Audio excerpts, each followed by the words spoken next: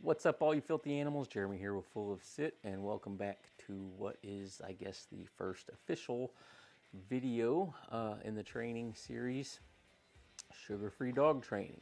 Let's get into this. I'm going to be talking about equipment today, all right? So before we can start training our dogs, we got to make sure that we got the proper equipment to train our dogs with.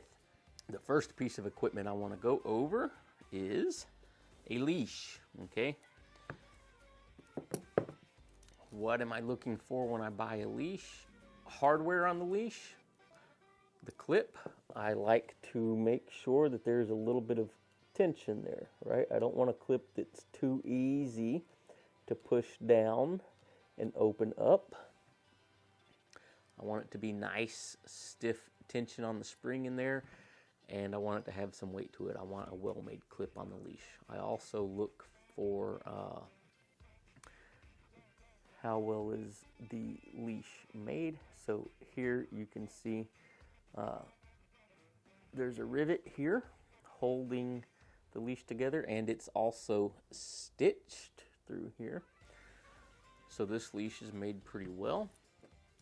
It's sewn and riveted both on the end with the clip, and the handle as well is riveted and sewn.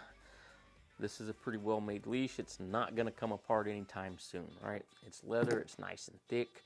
This is the type of leash that will last you a lifetime if you take care of it. Something else I look for in a leash is a regular 6-foot-long lead, okay?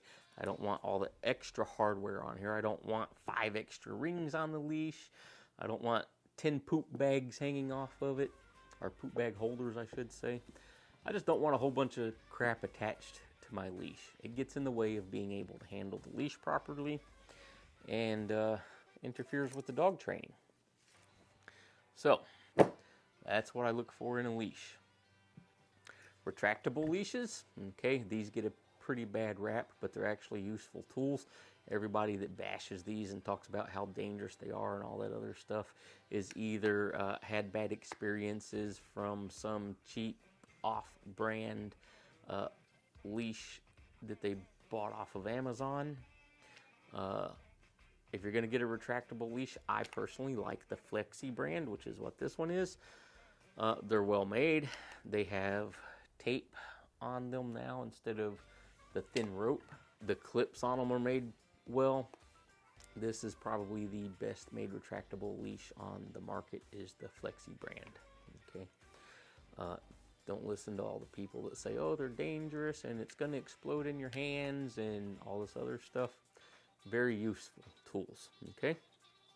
I use these a lot for potty breaks and, you know, teaching a recall and stuff like that. Pretty useful if you know how to use them.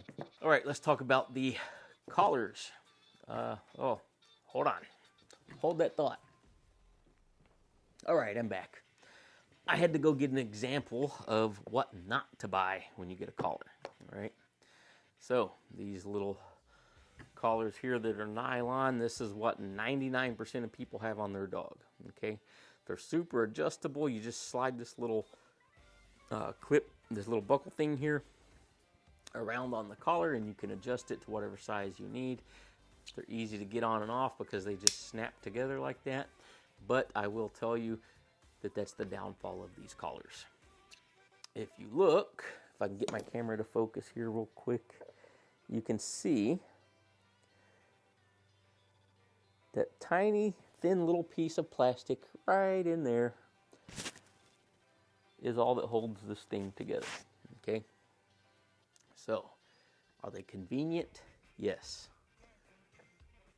Are they quality? Do they last? Do they break easy? Yeah, they break easy. No, they're not typically good quality collars. All right, so avoid these. Get a better made collar. These, the adjustment on here usually works itself loose, so you have to keep retightening the collar, and then, you know, it works itself loose, and then the dog backs out of the collar and you're chasing your dog, or the clip in here breaks and the collar falls off of the dog and now you're chasing your dog down the road, and just all kinds of bad stuff happens with these collars, okay? These are garbage. Avoid them. Get rid of them. no bueno. All right, what do I look for in a collar? Something like this, a nice little flat buckle style collar, okay, that buckles just like a belt would. The downfall to these collars, if I can get it apart, is they're not as adjustable as the other nylon collars are, okay, and they make buckle collars that are nylon as well. But the buckle style collars just aren't as convenient as the collar that I just showed you, okay. These typically come with a few holes punched in them, so they've got some adjustability, but not much. So like this one, it's going to go from about that big to about that small, right? You can still get a pretty good range of sizes out of these, but just they're a little bit more limited in sizing options. You got to kind of know what size collar your dog wears when you go out and you buy one of these. These buckle, again, just like I said, just like a belt does. There we go. Just like that. Okay, once these are on your dog and it's sized properly, your dog's not going to get out of this collar. Okay, these collars, again, I like the leather ones, but the downfall to these collars, besides the lack of convenience, is you don't got to worry about the hardware failing most of the time. These collars are going to last a long time, but if you get the leather ones and they get wet, they over time will start to crack and break, and so you always got to stay on top of your equipment. Check your equipment, make sure it's all in good working order before you use it. Okay, moving right along to another collar. Here we go, prong collar. Oh my God, everybody hates these. They look like barbaric torture devices. Okay. Very good training tool if used properly and if sized properly to your dog. Just like anything else out there, can you abuse a dog with one of these? Absolutely, right? I can abuse a dog with a leash if I wanted to, right? But use the tool how it's designed to be used. Learn how to use one of these, learn how to fit one of these to your dog, and we're going to be going over that in a future video. But you want a well-made prong collar. I get the Herm Springer brand. They're imported from Germany. They're well-made. Most of the working dog people they're working with kind of high-energy big dogs, that's what they use, is a Herm Springer prong collar. Okay, we'll get more into these a little bit later. Trying to make this as quick and painless as possible. Here we have a slip collar, or a dominant dog collar, or a choker collar. These are very handy also. And again, we'll get into how and when and why we use these different types of training collars on dogs. But you may want to pick one of these up as well. They're not super expensive, okay? The next collar I want to talk about is an e-collar, okay, or an electronic collar, or, oh my God, some people call them a shock collar. This one, Mini Educator, is the brand, and I'm sorry, it's the model.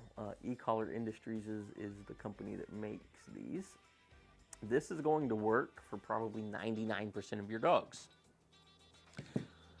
And this is the collar part. This is the receiver part, and you can see it's the buckle style collar. So once this is on your dog, you don't got to worry about it breaking and coming off. Okay. Again, we'll get into these and how to use them, and what situations we might use them in. Next, we're going to talk about balls. These, right? These balls. Balls for your dog. Okay, this one, I don't remember the company, the brand that this is. I think it's like Spot or something like that. But I'm a big fan of these. This is a solid rubber ball. It's got some weight to it. It's kind of bouncy, and it's not something that your dog is going to tear up very quickly. Okay. This is a Chuck It ball, the rubber glow-in-the-dark Chuck It balls. These are what I like to use because they've got holes in them. Now the holes are there to keep your dog from suffocating should they get the ball stuck in their throat, but I like poking goodies down inside the ball as well. You can always prevent your dog from getting choked by using the appropriate size ball, and we'll get into that here in just a second. And then this is everybody's favorite, a Kong. Everybody knows what these are. I like these. I use these a lot, especially for detection work, and I like the black Kongs. They're just a little more durable. Why would we want to use a Kong versus a regular ball? These, when you throw them and they bounce, due to the shape, they're kind of unpredictable. They bounce in a bunch of different various directions, and some dogs like that. It feels like, you know, an actual bunny rabbit hopping around trying to get away from them. All right, so next up in the toys and the rewards, okay, we got a tug. Stay away from the cheap tugs that you can get at like PetSmart and Petco and stuff. Everybody knows what I'm talking about, the little furry animals with no stuffing in them. They're floppy, and you know, stay away from the stuffed animals and stuff like that. All those are going to get torn up and get shredded pretty quickly, and if you get the ones with the stuffing in them, then you got to worry about your dog choking on the stuffing and all that other stuff. Get these nice, well-made tugs. Okay, dogs love these. They've got some substance to them. They're not super soft. They're pretty thick. They're pretty dense. And these are great for playing tug with your dog if you have a dog that likes to play tug. I get these that are, you know, maybe 12 inches long or so.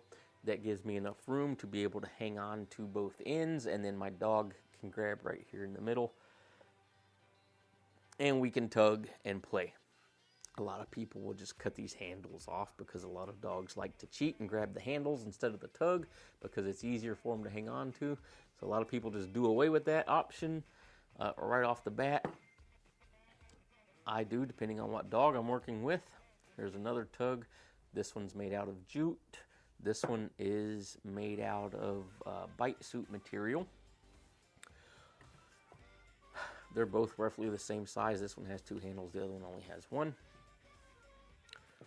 Awesome rewards for dogs if you have that type of dog that likes to play tug.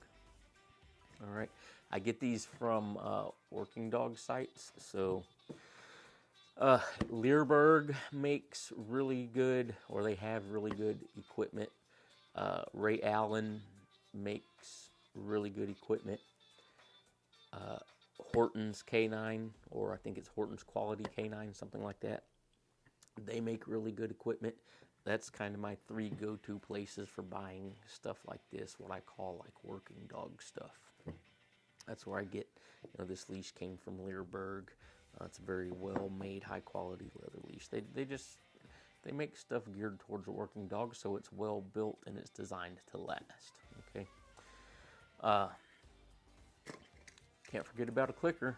Right, here we go. Clicky, clicky, clicker. Everybody knows what these are, right? They make that loud, obnoxious clicky noise. I like the ones that make that loud, very distinct click. Okay, I don't like the quiet clickers, the soft clickers. This has some tension on the button, and when it clicks, it really clicks loud. Some clickers out there are very quiet, and that's good if you have a dog that's worried about the clicker, like these loud clicks. Sometimes if you have a dog that's not the most confident dog in the world and you click a loud, crisp clicker like this one, kind of freaks them out a little bit. So if you have that type of dog that's worried about a lot of stuff, you may want to use a clicker that's a little bit more quieter so it doesn't freak your dog out as much. All right, last but not least, a treat pouch. Okay, you're going to need something to keep your treats in. It just takes way too long to try to fish treats out of your pockets. Okay, it takes way too much coordination and effort to try to hold a bag of treats in one hand and the leash in the other hand and manage what the dog is not doing. Okay, so just suck it up. Get one of these treat pouches. I know they're not super stylish, but they are pretty functional. Okay, I'm a fan of the Pet Safe brand here.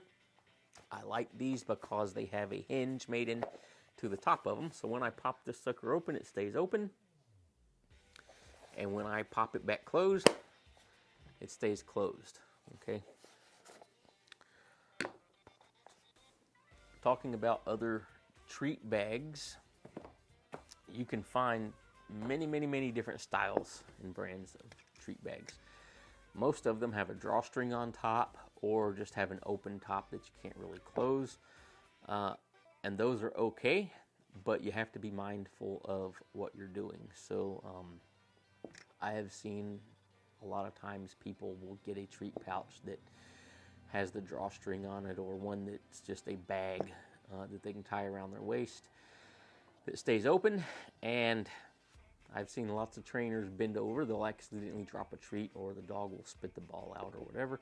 They'll bend over to pick something up off of the ground and dump half of their treats that are in their treat pouch out on the ground. And then the dog's like, yay, free food. And they get all happy, and then now we're teaching the dog bad habits like to eat food off of the ground.